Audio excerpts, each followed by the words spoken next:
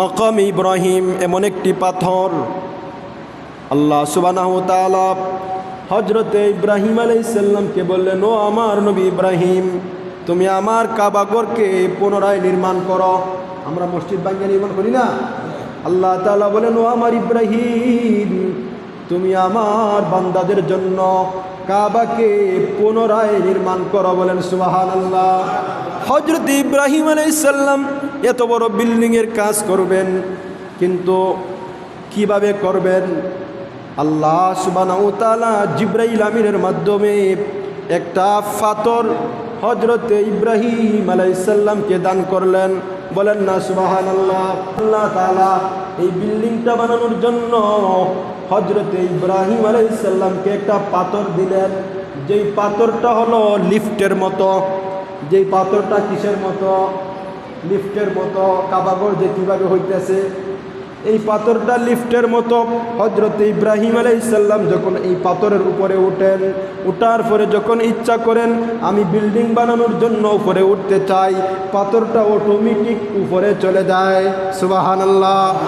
আবার যখন ইব্রাহিম আলাইহিস সালাম বলেন আমি ডান দিকে যেতে চাই, পাথরটা দৌড়িয়ে ডান দিকে চলে যায়। আবার ইব্রাহিম আলাইহিস সালাম যখন বলেন আমি পাথরটাকে নিয়ে নিচে নামতে চাই, পাথরটা তাৎক্ষণিক সঙ্গে সঙ্গে নিচে চলে আসে। বলেন না সুবহানাল্লাহ। এই পাথর বর্ণনার মধ্যে আছে, তেলাওয়াতকৃত আয়াতে আল্লাহ সুবহানাহু ওয়া তাআলা হজের 8টা বৈশিষ্ট্য বর্ণনা করেন। কয়টা বৈশিষ্ট্য? কয়টা ভাই? 8টা বৈশিষ্ট্য আল্লাহ সুবহানাহু ওয়া তাআলা আমার তেলাওয়াতকৃত আয়াতের মধ্যে বলেন। এর আগে নবীজি সাল্লাল্লাহু আলাইহি সাল্লামের একখানা হাদিস বলি। আল্লাহ রাসূল বলেন, আল হাজ্জুল মাবরুর লাইসা লাহু জাযাউন ইল্লাল জান্নাহ। মকবুল হজের একমাত্র পুরস্কার হইল আল্লাহর জান্নাত। সুবহানাল্লাহ। কবুল হজের একমাত্র পুরস্কার হইল জান্নাত। একমাত্র পুরস্কার কি ভাই? জান্নাত। এবার আসেন, আল্লাহ সুবহানাহু ওয়া তাআলা কালামে পাকের মধ্যে বলেন, ইন্না আউওয়ালা বাইতিন উদিআ লিন-নাসি লাল্লাযী বিবাক্কাতা মুবারাকান ওয়া হুদাল লিল আলামিন। নিশ্চয়ই আল্লাহ সুবহানাহু ওয়া তাআলা মানুষদের জন্য প্রথম ঘর সৃষ্টি করলেন, যেটা হলো মক্কায় অবস্থিত। যেটা কোথায় অবস্থিত? মক্কায় অবস্থিত, যেটা অত্যন্ত বরকতময় এবং সারা জাহানের মানুষের জন্য হেদায়ত স্বরূপ। সুবহানাল্লাহ বলি। সম্মানিত আমার প্রিয় মুসলিয়ানে কেরাম, আমার তেলাওয়াতকৃত আয়াতে আল্লাহ সুবহানাহু ওয়া তাআলা হজের কয়টা বৈশিষ্ট্যর আলোচনা করেছেন? 8টা বৈশিষ্ট্য। কয়টা বৈশিষ্ট্য? 8টা বৈশিষ্ট্যর আলোচনা আল্লাহ সুবহানাহু ওয়া তাআলা করেছেন। সম্মানিত মুসল্লিয়ানে কেরাম, 1 নম্বর বৈশিষ্ট্য হলো ইন্না আউওয়ালা বাইতিন উদিআ লিন-নাস। 1 নম্বরের বৈশিষ্ট্য হলো আল্লাহ সুবহানাহু ওয়া তাআলা বলেন ইন্না আউওয়ালা বাইত, এটা আল্লাহ তাআলার পক্ষ থেকে সর্বপ্রথম ঘর। সুবহানাল্লাহ বলেন। আসমান এবং জমিন সৃষ্টি করার পরে পৃথিবীতে কোনো ঘর ছিল না, কোনো কিছুই ছিল না। ছিল একমাত্র মহান রব্বুল আলামিনের ঘর, বাইতুল্লাহ কাবা। চিল্লা বলেন সুবহানাল্লাহ। এবং 1 নম্বর বৈশিষ্ট্য আল্লাহ বলেন ইন্না আউওয়ালা বাইত, নিশ্চয়ই কাবাঘর হলো পৃথিবীর সূচনার সর্বপ্রথম ঘর। 2 নম্বর বৈশিষ্ট্য কি? আল্লাহ তাআলা বলেন উদিআ লিন-নাস।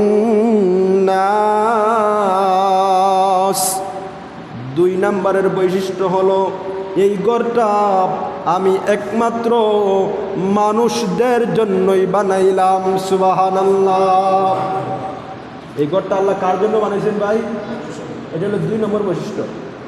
এই ঘরটা আমি আল্লাহ মানুষদের জন্য বানাইলাম। 3 নম্বরে হলো লাল্লাযী বিবাক্কাতা, এই ঘরটা শ্রীলঙ্কায় নয়, আফ্রিকায় নয়, ইন্ডিয়ায় নয়, ভারতে নয়, বিবাক্কাতা মানে মক্কা শহরের আগের নাম ছিল বাক্কা শহর। বুঝছেন কথা? মক্কা যে ঘর আছে না কাবা, মক্কা, এই মক্কার আগের নাম ছিল বাক্কা, বাক্কা শহর। কথা বুঝছেন? আল্লাহ তাআলা বলেন আমি এই ঘরটাকে বিবাক্কাতা মক্কা নগরীতে স্থান দিলাম। চিল্লায় বলেন সুবহানাল্লাহ। এই কাবা ঘরটা কোথায়? মক্কায়। কাবা ঘরটা কোথায়? মক্কায়। এই কিছু কিছু ইহুদি বেঈমান খ্রিস্টান আছে যারা মুসলমানদের এই কাবা ঘরকে বানিয়ে বিভিন্ন জায়গায়, যেমন বাদশাহ আবরাহা, সেও আল্লাহর সাথে যুদ্ধ করে সে তার জায়গায় একটা মক্কা কাবা ঘর বানাইছে। তারই কাবা ঘর আর মক্কা নগরীর কাবা ঘর কি এক? কই আকাশ আর পাতাল ব্যবধান। এইগুলো কয় নম্বর বৈশিষ্ট্য? 1 নম্বর হলো 1 নম্বর, 2 নম্বর, 3 নম্বর গেল। 3 নম্বর বৈশিষ্ট্য হলো এই কাবা ঘরটা হলো মক্কায় অবস্থিত। 4 নম্বর বৈশিষ্ট্য হলো মুবারাকা, এই ঘরের চতুর্দিকে শুধু বরকত আর বরকত। সুবহানাল্লাহ। এই ঘরের চতুর্দিকে শুধু বরকত আর বরকত। জমজমের পানি যদি আমরা খাই বরকত, এই ঘরের দরওয়াজার দিকে যদি আমরা তাকাই বরকত, এই জায়গার আকাশের দিকে যদি তাকাই বরকত, এই জায়গাতে যদি আমরা হাঁটা চলা করি এইটাও বরকত। সুবহানাল্লাহ। 4 নম্বর মুবারাকা। 5 নম্বর হলো ওয়াহুদাল লিল আলামিন। 5 নম্বরের বৈশিষ্ট্য হলো এই ঘরটা, এই কাবা ঘর तमाम দুনিয়ার মানুষদের জন্য আল্লাহ সুবহানাহু ওয়া তাআলা হেদায়েত হিসাবে পাঠাইছেন। সুবহানাল্লাহ। হুদাল লিল আলামিন, সারা জাহানের হেদায়েত। আমরা সারা জীবন মুসলমান হিসেবে নামে থাকলাম, কিন্তু আমাদের ভিতরে হেদায়েত হইল না। আমরা নামে মুসলমান হইতে পারি, কিন্তু আল্লাহর সন্তুষ্টি অর্জন আমরা করতে পারব। 5 নম্বর গেল। 6 নম্বর হলো ফীহি আয়াত। আল্লাহ তাআলা বলেন এর চতুর্দিকে আমার অসংখ্য নিদর্শনাবলী রয়েছে। হজরে আসওয়াদ একটা নিদর্শন আল্লাহ তাআলার। আল্লাহ তাআলা বলেন এই ঘরের চতুর্দিকে আল্লাহ সুবহানাহু তাআলার বিভিন্ন নিদর্শনাবলী রয়েছে। সুবহানাল্লাহ। 6 নম্বর গেল ফীহি আয়াতুম বাইয়িনাতুম মাকামু ইব্রাহিম। এই নিদর্শনাগুলির মধ্যে একটা নিদর্শন হলো মাকামে ইব্রাহিম। মাকামে ইব্রাহিম, যেটা যারা হজ করছেন গ্লাস দিয়া এটা ঢাকা একটা পাথর, যেখানে ইব্রাহিম আলাইহিস সালাম দাঁড়াইয়া কাবাঘরকে নির্মাণ করেছিলেন। বলেন না সুবহানাল্লাহ। মাকাম ইব্রাহিম এমন একটি পাথর, আল্লাহ সুবহানাহু ওয়া তাআলা হযরতে ইব্রাহিম আলাইহিস সালামকে বললেন, ও আমার নবী ইব্রাহিম, তুমি আমার কাবাঘরকে পুনরায় নির্মাণ করো। আমরা মসজিদ ভাঙিয়ে নির্মাণ করি না? আল্লাহ তাআলা বলেন, ও আমার ইব্রাহিম, তুমি আমার বান্দাদের জন্য কাবাকে পুনরায় নির্মাণ করো। বলেন সুবহানাল্লাহ। হযরত ইব্রাহিম আলাইহিস সালাম এত বড় বিল্ডিংয়ের কাজ করবেন, কিন্তু কিভাবে করবেন? আল্লাহ সুবহানাহু ওয়া তাআলা জিবরাইল আমিনের মাধ্যমে একটা পাথর হযরত ইব্রাহিম আলাইহিস সালামকে দান করলেন। বলেন না সুবহানাল্লাহ। কথাগুলো অনেক মজা। আল্লাহ তাআলা এই বিল্ডিংটা বানানোর জন্য হযরত ইব্রাহিম আলাইহিস সালামকে একটা পাথর দিলেন, যেই পাথরটা হলো লিফটের মতো। যেই পাথরটা কিসের মতো? লিফটের মতো। কাবাঘর যে কীভাবে হইতেছে এই পাথরটা লিফটের মতো। হযরত ইব্রাহিম আলাইহিস সালাম যখন এই পাথরের উপরে উঠেন, উঠার পরে যখন ইচ্ছা করেন আমি বিল্ডিং বানানোর জন্য উপরে উঠতে চাই, পাথরটা অটোমেটিক উপরে চলে যায়। সুবহানাল্লাহ। আবার যখন ইব্রাহিম আলাইহিস সালাম বলেন আমি ডান দিকে যেতে চাই, পাথরটা দৌড়িয়ে ডান দিকে চলে যায়। আবার ইব্রাহিম আলাইহিস সালাম যখন বলেন আমি পাথরটাকে নিয়ে নিচে নামতে চাই, পাথরটা তাৎক্ষণিক সঙ্গে সঙ্গে নিচে চলে আসে। বলেন না সুবহানাল্লাহ। এই পাথর বর্ণনার মধ্যে আছে আল্লাহর কাছে কাঁদতেছে আর কাঁদতেছে আর বলে মালিক আমার একটা আবদার। পাথর কি বলে? আল্লাহ আমার একটা আবদার। আল্লাহ বলেন তোর আবার কিসের আবদার? বলে ও মালিক আমার উপরে যেই একজন মহান নবী হযরত ইব্রাহিম আলাইহিস সালাম দাঁড়াইছেন, আমাকে একটু সুযোগ দাও, আমি পাথরটা একটু ফেকের মতো নরম হইতাম চাই। সুবহানাল্লাহ। পাথর বলে ও মালিক আমি পাথরটা অনেক শক্ত, আমি ফেকের মতো একটু নরম হইতে চাই, কেননা আমি চাই ইব্রাহিমের দুইটা পায়ের ছোঁয়া নিয়ে আমি কাল কিয়ামতের ময়দানে আপনার সামনে দাঁড়াইতাম। আরো দূরে বলেন না সুবহানাল্লাহ। কথাগুলো বোঝা যায়? ইব্রাহিম আলাইহিস সালামের জন্য এই দোয়া করার সঙ্গে সঙ্গে আল্লাহ তাআলা এই পাথরকে নরম করে দিলেন, আর সঙ্গে সঙ্গে ইব্রাহিম আলাইহিস সালামের দুই পায়ের চাপ এই মাকামে ইব্রাহিমের মধ্যে লাগিয়া গেছে।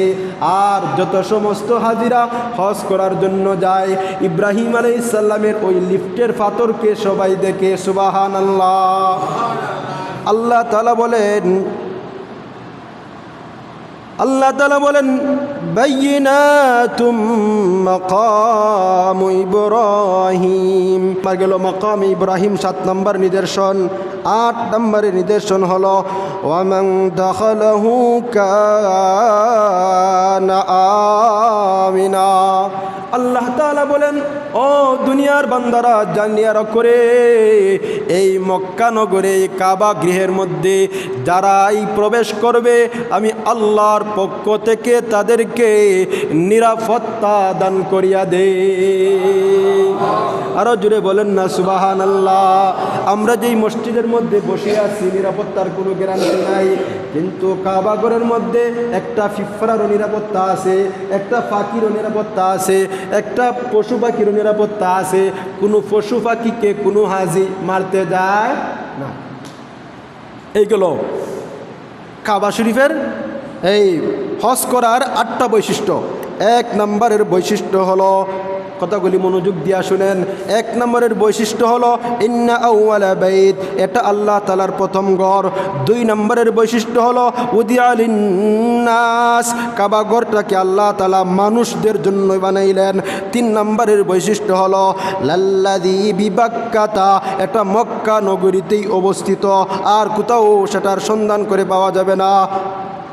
4 নম্বরে হলো মুবারাকান, সেটা হলো বরকতময়।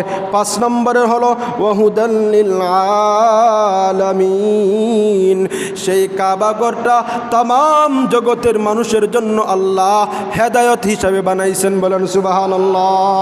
6 নম্বরের হলো ফিহি আয়াতুম বায়্যিনাত, এই ঘরের চতুর্দিকে আল্লাহ তাআলার বিভিন্ন নিদর্শনগুলো রয়েছে। 7 নম্বরের হলো মাকাম ইব্রাহিম।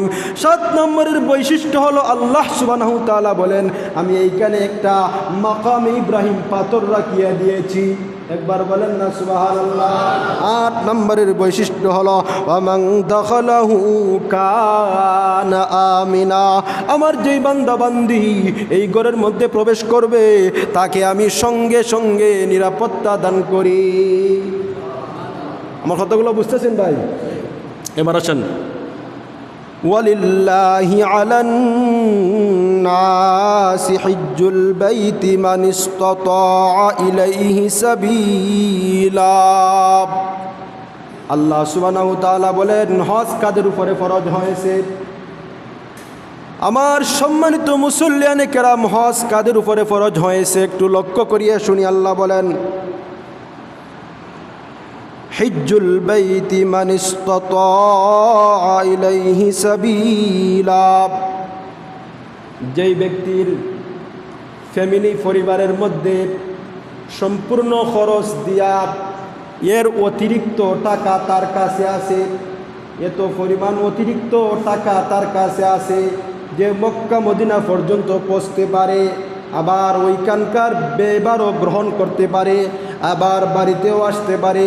এই পরিমাণ টাকা যাদের হয়ে গেছে, আল্লাহ সুবহানাহু তাআলার পক্ষ থেকে ওই সমস্ত বান্দা এবং বান্দির উপর আল্লাহ হজ ফরজ করে দিয়েছে।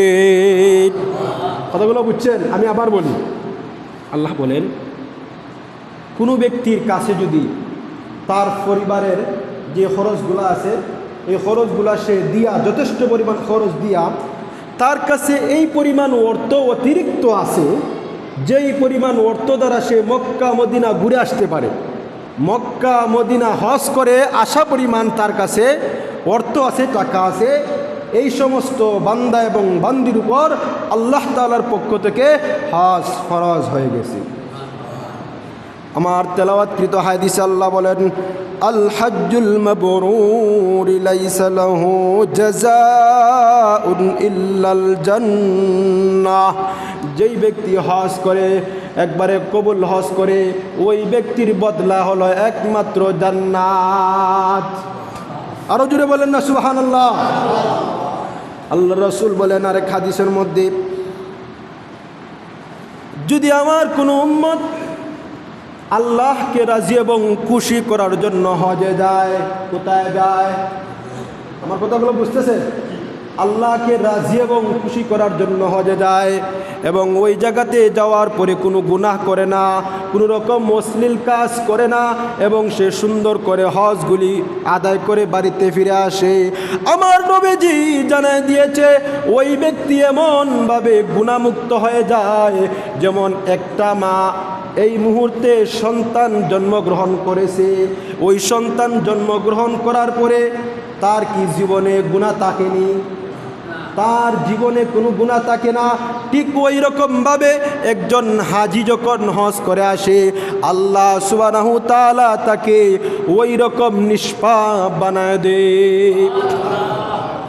আমার সম্মানিত মুসল্লিয়ানে কেরাম, তারপরে আরেক হাদিসের মধ্যে আছে, যেই ব্যক্তি হজ করে আসে তার পিছনের সমস্ত গুনাহ আল্লাহ মাফ করে দেয়। আর যেই ব্যক্তি, নবীজি বলেন, যেই ব্যক্তির উপরে হজ মক্কা মদিনা যাওয়ার পরিমাণ অর্থ থাকার পরেও, মক্কা মদিনায় যাওয়ার পরিমাণ অর্থ থাকার পরেও হজ করে না, নবীজি বলেন ওই ব্যক্তি ইহুদি হয়ে মরুক অথবা খ্রিস্টান হয়ে নাসারা হয়ে মরুক, এটা বড় কথা নয়, তার ঈমান গ্রহণ হবে কিনা তা অত্যন্ত চিন্তার বিষয়, অত্যন্ত ক্ষীণ। অনেক মানুষ আছে হজ ফরজ হয়ে যায়, কিন্তু কি বলে, আমার ছেলেটার এখনও বিয়া দেই নাই, চাকরি ধরাই নাই, এখনও বিল্ডিং বানাই নাই, বাড়ি ঘর করি নাই, এখন হজে যাইমু। ইসলাম বলে না, তোমার কাছে যতটুকু আছে সম্বল, এই সম্বল যদি তোমার পরিবার চলে এবং তুমি মক্কা মদিনা থেকে ফিরে আসতে পারো, তাহলেই আল্লাহ তোমার উপরে হজ ফরজ করে দিয়েছেন। আরেকটা হাদিসের মধ্যে আছে, উমরা এবং হজের দ্বারা আল্লাহ তাআলা কামাই রুজি রোজগারের মধ্যে বারাকা নসিব করেন। চিল্লায় বলেন সুবহানাল্লাহ।